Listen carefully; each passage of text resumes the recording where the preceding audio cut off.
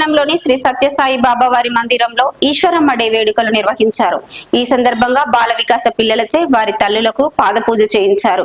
ఈ సందర్భంగా బాల వికాస జిల్లా కోఆర్డినేటర్ జ్యోతి మాట్లాడుతూ ప్రపంచ వ్యాప్తంగా సత్యసాయి సేవా సంస్థల్లో ఈ రోజు భగవాన్ శ్రీ సత్యసాయి బాబా వారి మాతృమూర్తి ఈశ్వరమ్మ డే వేడుకలు నిర్వహిస్తున్నట్లు తెలిపారు. అందులో భాగంగా ఈ రోజు పెద్దపల్లి శ్రీ సత్యసాయి సేవా సమితి ఆధ్వర్యంలో బాల వికాస పిల్లలచే మాతృపూజ కార్యక్రమం నిర్వహించినట్టు తెలిపారు. అలాగే సాయంత్రం పిల్లలచే పలు సాంస్కృతిక కార్యక్రమాలు నిర్వహించినట్టు తెలిపారు.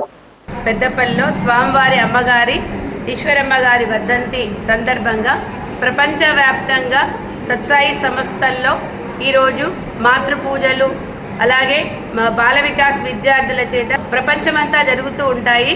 తల్లిదండ్రులను ప్రేమించాలి, సేవించాలి, అలాగే అందరితోని ప్రేమ సేవ మార్గంలో సత్సాయి బాబా గారి అమ్మగారు కూడా స్వామి చిన్నతనంలో 3 కోరికలు కోరారట. అందరికీ మంచినీటి సౌకర్యం, అలాగే ఆసుపత్రి సౌకర్యం, విద్యా సౌకర్యం. అంటే ప్రతి ఒక్క తల్లి తన క్షేమం కాదు, తన వారందరి క్షేమం కొరిగినప్పుడు ఆమె జగన్మాత అవుతుంది. అలాగే ఈశ్వరిని అమ్మ, ఈ ఈశ్వరమ్మ గారు కూడా జగన్మాత అయింది. మరి వారికి గుర్తుగా స్వామి సత్సాయి సంస్థలు ఈశ్వరమ్మ డేని సెలబ్రేట్ చేసుకుంటాము.